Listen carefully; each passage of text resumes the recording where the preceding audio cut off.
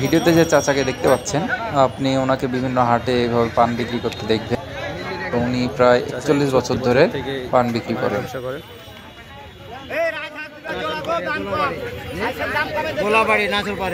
কত দূর থেকে বেচতেছেন?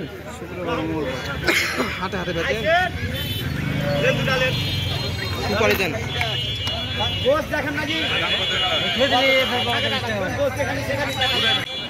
আমাদের সমাজে অনেককে দেখা যায় যে তারা মাঝে মধ্যে পেশা বদল করে, কিন্তু এই লোকগুলোকে দেখেন একটানা একইভাবে 41 বছর ধরে পান বিক্রি করে, যেটা আসলে সাধুবাদ জানানোর মতোই একটা বিষয়।